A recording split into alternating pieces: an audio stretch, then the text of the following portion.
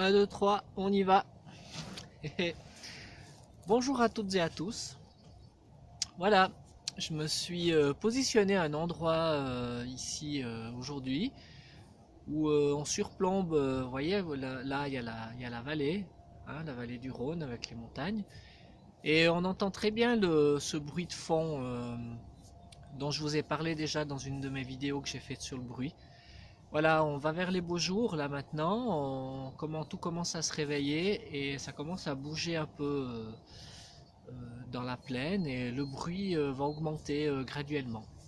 Voilà, c'est une espèce de vibration.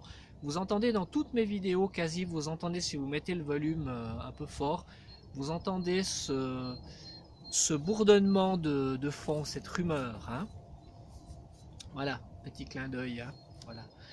Ok, alors aujourd'hui, j'aimerais vous parler donc je vous ai parlé en agriculture de plein de choses.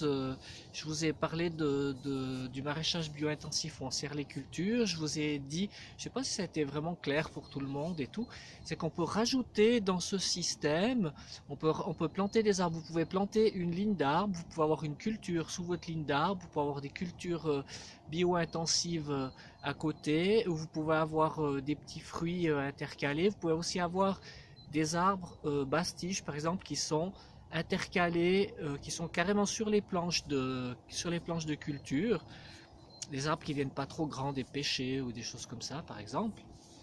Et il y a tout un mécanisme qu'on peut mettre en place.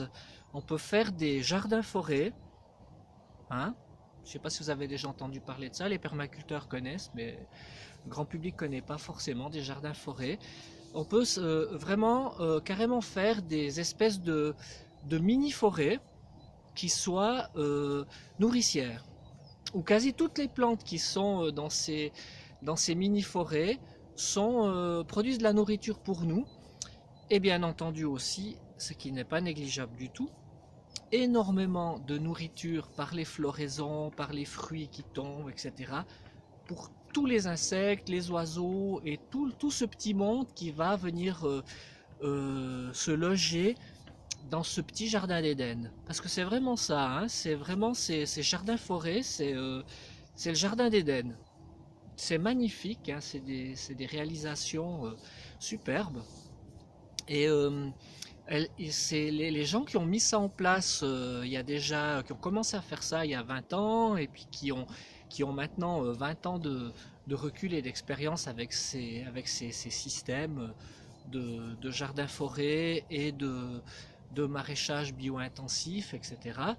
Ces gens-là ont une biodiversité dans leur domaine agricole où ils produisent, hein. Ça produit, ça produit, ça produit, ça produit à manger, hein. C'est pas ce que je vous dis. Moi, je vous parle pas de fantasmes, de rêves, de trucs comme ça.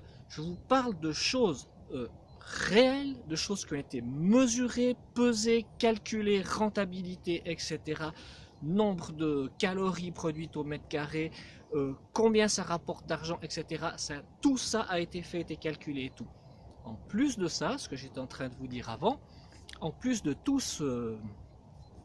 cet apport, il y a aussi une biodiversité après quelques années qui est comparable à la biodiversité des systèmes protégés, des biotopes et des zones des zones riches à haute biodiversité. Le nombre d'insectes, le nombre de, de petits animaux, le nombre d'oiseaux qui reviennent dans ce système, toute cette vie, je vous ai parlé de la vie du sol, voilà, c'est ça. On crée un sol riche, quand on cultive en imitant la nature, et la nature est extrêmement généreuse, elle nous redonne beaucoup et elle donne à tout le monde, pas seulement à nous, mais aussi à tous ces êtres qui vivent autour de nous et puis qui sont en train de souffrir à l'heure actuelle. On est vraiment en train euh, de perpétrer vraiment un gros massacre à ce niveau-là avec notre façon de vivre et puis avec notre système économique. Hein, c'est le système économique tout entier qui est responsable de tout ça. de cette grande perte. Voilà.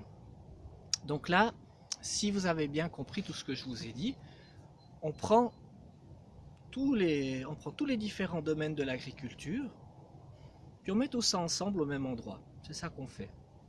C'était comme ça avant. Il y a très longtemps, c'était comme ça qu'on cultivait. Et au cours du temps, on a séparé toutes les différentes cultures. Là, on a fait de la vigne, là, on a fait de l'arboriculture, là, on a fait des légumes, là, on a fait des pommes de terre, là, on a fait des grandes cultures, du blé, des choses comme ça. Voilà. On a tout séparé ça. Pourquoi? Pour que ça soit mécanisable. Parce que quand vous avez qu'une sorte de plante qui pousse à un endroit, vous pouvez facilement mécaniser parce que vous n'êtes pas embêté par les autres cultures qui sont là, tout simplement. Donc on a tout séparé, on a planté ça dans des espacements qui nous permettent de mécaniser, comme je vous ai déjà dit, et pour qu'une personne puisse faire tout le travail en fait. Mais une personne, c'est pas une personne, c'est une personne et un immense tank de pétrole. Voilà. Donc c'est pas une personne. C'est peut-être 200 personnes. Puis peut-être plus, j'en sais rien, ça dépend des machines et ça dépend de tout ça. Voilà. Donc on en est arrivé au niveau agricole à tout séparer pour pouvoir utiliser les machines parce qu'on avait de l'énergie abondante et bon marché. Voilà. Et ce système-là, il est en train de massacrer la planète. Voilà. Un pavé dans la mare en plus. Mais bon, je pense que pour les habitués, ça va aller. Il y en a même qui doivent même attendre un petit peu ça.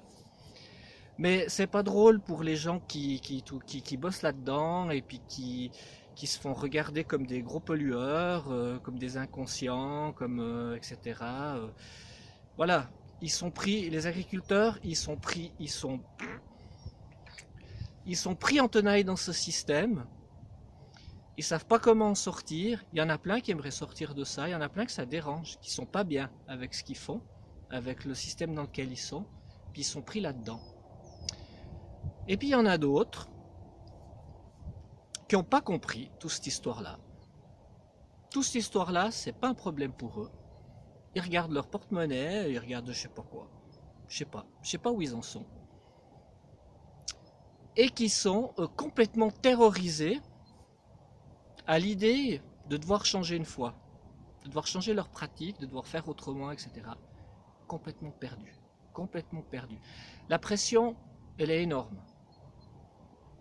Et c'est pas facile de changer comme ça les choses. Donc, ce qui est important, ça serait de pouvoir développer des modèles. Ça serait qu'on puisse collectivement, c'est-à-dire nous, les citoyens, avec notre argent, l'argent de l'État, hein, actuellement on le donne pour des paiements directs, pour ci, pour ça, mais il faudrait qu'on puisse utiliser cet argent pour développer une nouvelle agriculture qui soit libre de toutes ces dépendances. Comme je vous ai dit dans la vidéo hier j'ai détaillé toutes les dépendances, pour pouvoir libérer l'agriculteur de tout ça, pour le rendre lui aussi heureux et content de produire et en toute cohérence, et puis qu'il soit fier de ce qu'il a fait, qu'il ait contribué à tout ça, qu'il soit plus un vilain, méchant, destructeur. Hein? C'est difficile à supporter ça pour eux. Voilà. C'est un nouveau petit coup de gueule. Je vous laisse avec ça. C'est une nouvelle réflexion. Puis je vous dis à la prochaine. Ciao, ciao.